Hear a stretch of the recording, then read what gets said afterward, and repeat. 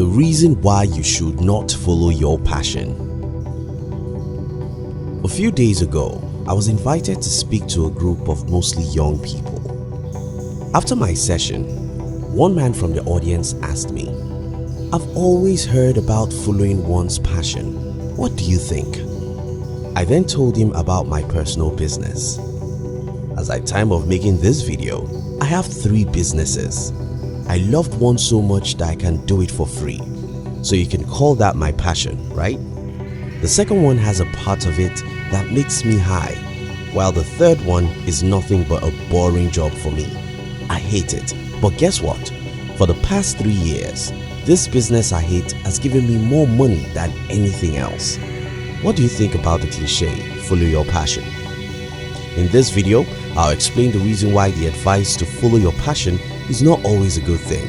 If you're new here, by the way, consider subscribing so you won't miss other interesting videos like this. Now let's get into it.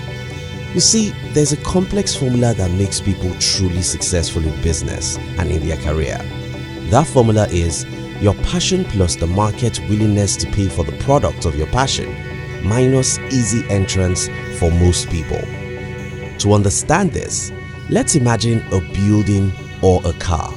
It's one, but with many compartments that have to be put together before the house or a car could work. Now, there's a problem. If the engine of the car is ready, but the body isn't available, we don't have a car yet. If the building is constructed, but there's no roofing, we can't have a house yet. If you are passionate about something, but the market isn't willing to pay for it, you don't have anything that can give you money yet. That's why the follow your passion advice is not always the best thing to do. For example, I have a friend who is passionate about writing poems and novels, but unfortunately, he lives in a country where most people hate reading. Hence, no one is willing to pay for his passion. In this case, would you still advise him to follow his passion? Now, if I've been able to convince you that follow your passion isn't necessarily a good advice, what should you do first? 1. Follow money first. Maybe this is a bad advice, but you need to keep your body and soul together. If my friend should continue writing poems that no one wants to read, hunger will bend his waist. Especially if you're still young, your priority shouldn't be to be happy. Yes, doing what you hate for money will make you miserable, but not having money will make you even more miserable, so you first have to follow the money. Number 2, keep your passion alive. That the market isn't willing to pay for your passion today doesn't mean that they won't pay tomorrow. Human preferences change all the time. In fact, it may be your fault that you cannot market the product of your passion. It may be that you don't know certain things now that you know in the nearest future. Such things may be the open door for you to start making money from your passion. Keep your passion alive. Keep practicing and making plans about what you're passionate about while you work on things you hate because of money. 3. Don't get used to hell. A big problem we face as humans is that we can get used to anything. While I think that you can't always wait till you are able to make money from your passion because you need money to remain alive, I also think that you should never get used to a job that makes your life miserable. As you're working on what you hate just because you have a family and financial responsibilities, always remind yourself that you are in the prison for a purpose. Don't get used to the prison.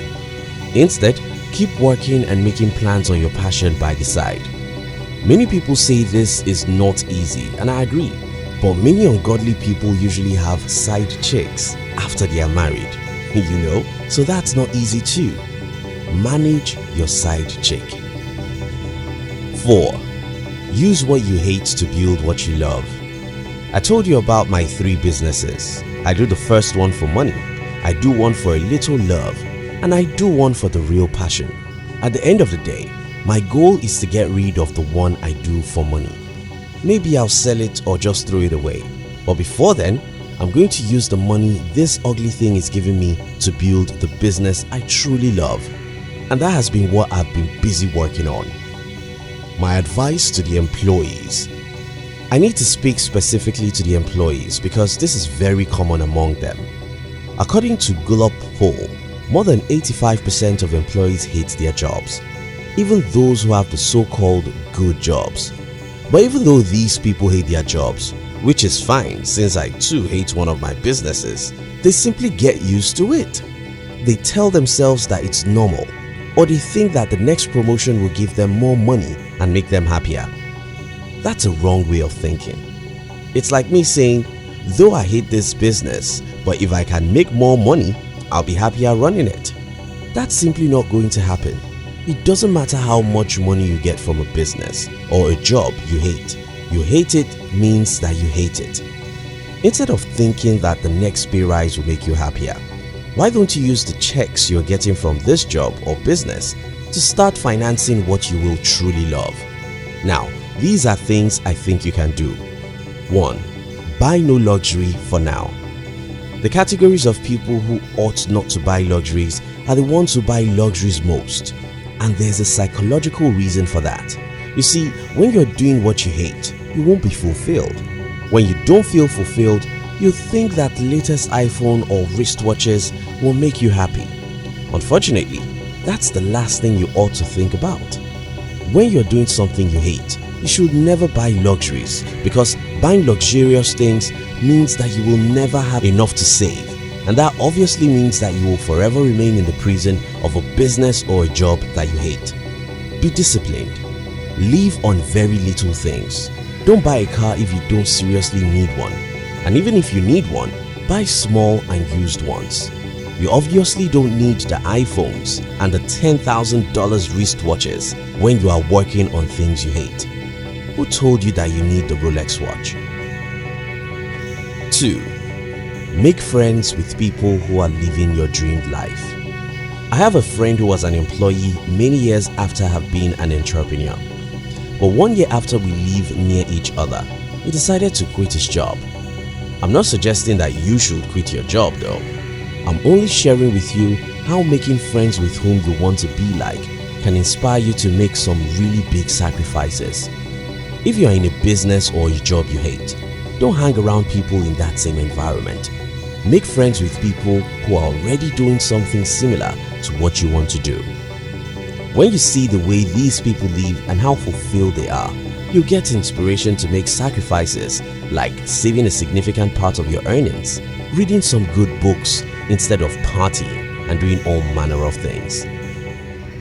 3. Start small. Almost everything in the world can start in a very little way, but because little is ugly, most people don't like starting little. I started my entrepreneurial journey in one of the worst ways you can ever imagine.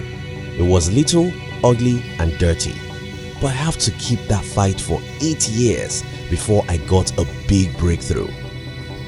Don't be afraid to go through the ugly phase towards your passion. Now let me conclude this video this way. You see, the advice, follow your passion, is not always a good advice. It's like someone advising you, be happy always. It sounds good, but it's not realistic. Because before you can really appreciate joy, you need to know sadness.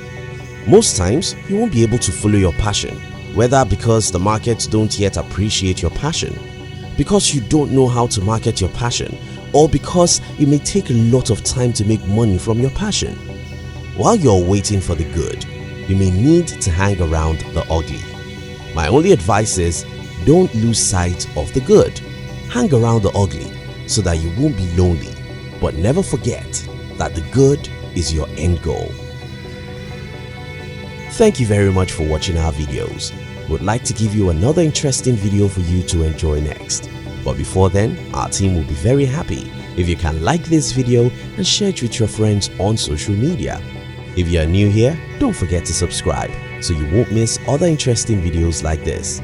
Now look at your screen to see 2 other videos we handpicked for you to enjoy next. We love you.